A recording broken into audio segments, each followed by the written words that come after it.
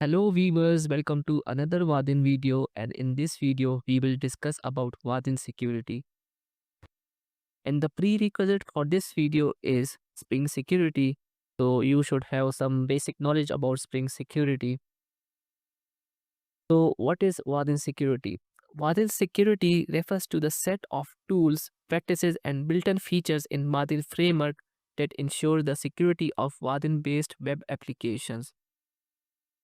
It includes supports for user authentication, role-based access control, secure communication, and protection against common web vulnerabilities like cross-site scripting and cross-site request forgery. So how we can enable security in Vaadin application? So there are several steps, and the first step is we have to add Spring security dependency in our POM, and then we have to create a login view. The third step is that we will make a security configuration class. And the fourth step is to create secured views. And Vaadin provides different annotations to make our view secure. So we need to understand these annotations.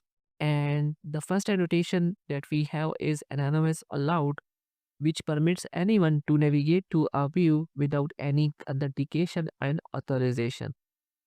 And the second one is permit all, that allows any authenticated user to navigate to a view.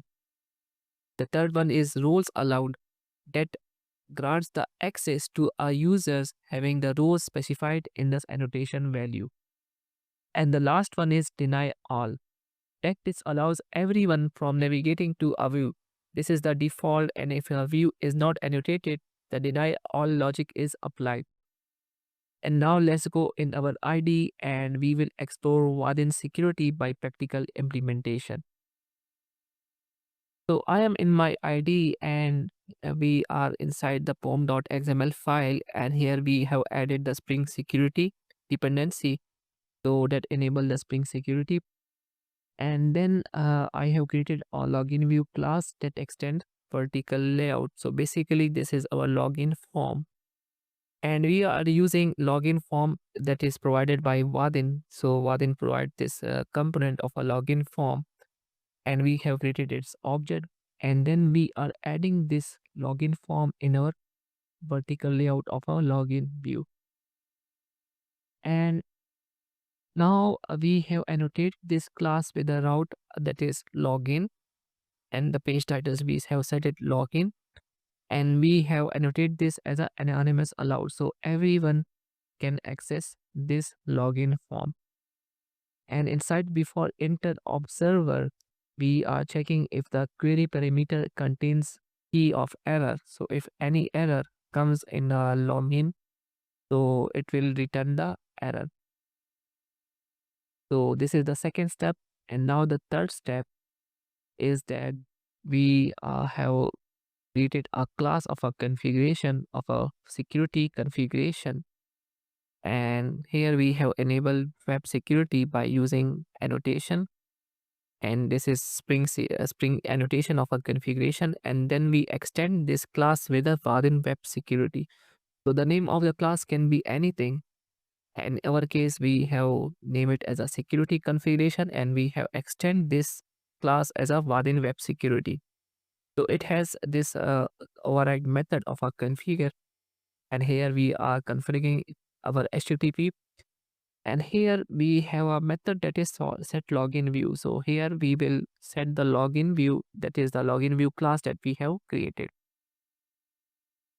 And now we have created a bean of our user detail service, actually user detail manager. And inside this, we are creating two users. So the first user is a username. Sorry, the username of a first user is a user, and the password is user with the role user.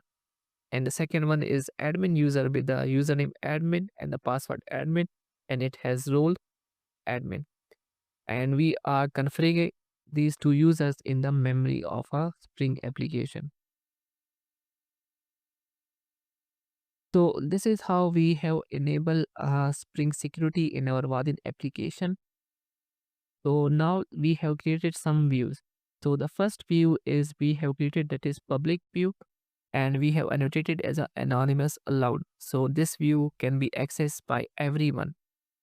And the second view, we have created a dashboard view, which we have annotated as a permit all. So this view can be accessible after the login. After the successful login, this view can be accessible to all the authenticated users. Then we have this admin view. So this is also a secured view, but we have annotated as a roles allowed. So this view can be accessed by only those users that have a role of an admin. So if I go inside the security configuration, so we have admin user and the role we have assigned it is admin. So the admin view can be accessed by only this user. And then we have a restricted view. So here we have annotated this as a deny all. So this view cannot be accessed by anyone. And this is denied for everyone. And now I will go in my browser, and this is our login view or login form look like. So for example, this is on the root path, and when I refresh the URL, it redirects me to a login view. And here we can use this form to log in. So before that, let me access the another views. So for example, if I want to access the public view, let me route it correctly. So I will say public. So this is our public view, and this page is accessible to everyone. So we didn't log in and we can access this page. But if I try to access the admin view, so it redirect me to all login view. So the admin view is not accessible. And similarly, we cannot access the restricted view, right? So when I redirect it to the restricted view, so it redirect me to our login view. And then we have another view that is dashboard view. So if I redirect it to our dashboard view, so it again redirect me to a login view, because the dashboard view is as annotated by a permit all. So like only users that are authenticated to our login form, they can access this dashboard view. So now I will go in the application and I will try to log in with the user of admin, and the password is admin also. So this is our username and password, and when I will click on login, so here we have and it didn't do anything, and that is because we have to set an action in our login form. So we have a login object, and here we have method that is set action, and I will set the action that is login. And if we go inside this method, so here we have if the action is equal to null, else it will set the property that is action, and the action we are sending as a login. And now I will restart the application. And now if I refresh the browser and I will log in again with the username admin and password admin, and I will click on login. So this time it redirect me, it login, but here it will redirect me to, because here we have views that is admin, dashboard, public and restricted. And now if I click on dashboard, so we can redirect it to a dashboard. Before, if I go in our code, and if I go inside the dashboard view, so it is annotated with a permit all. So without login, we cannot access the dashboard. But after the login, we can access the dashboard. Here, now if I try to access the admin view, so we can access the admin view, right? Because we are logging with the admin user. But if I try to access the restricted view, so here I cannot access the restricted view because we are not the restricted view is annotated with a deny all. So if I go in the restricted view, and if we see the annotation that is deny all, so this view is denied for everyone. So if I click here, so it don't do anything. And now if I try to go in the public view, so this page is accessible to everyone. And now let's create another view actually. So I will go and here I will create another view of this. I will name it as a user view, and we will annotate this view with a route of user, and the page title will be user. And now we will say roles allowed. So only those user that has a role of user that they can access it, this view. So I will extend it as a vertical layout, and now I will call its constructor. Let me correct this. So I will say public user view, and here I will add new h1, and I will say user view. And now I will restart the application. And now if I go in my browser and if I try to log in the user, so I'm not able to redirect it to all user view. And now I will log in with admin user. Okay.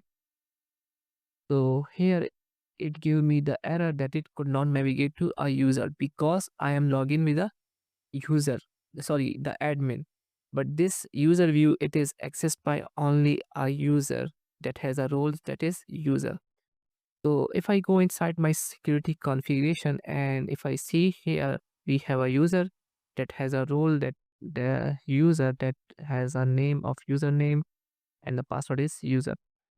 So now I will go here in our login view and I will log in with the user with the username and password of a user that has a role of user. And now if I log in and now if I redirect to the user view, so this now I am able to redirect to a user view. But now if I redirect it to all admin view, so it could not navigate me to admin view because the admin view is only accessible by a user that has a role that is of admin. So this is about Vaadin security, and this is how we can secure our views in a Vaadin application. And see you in the next video.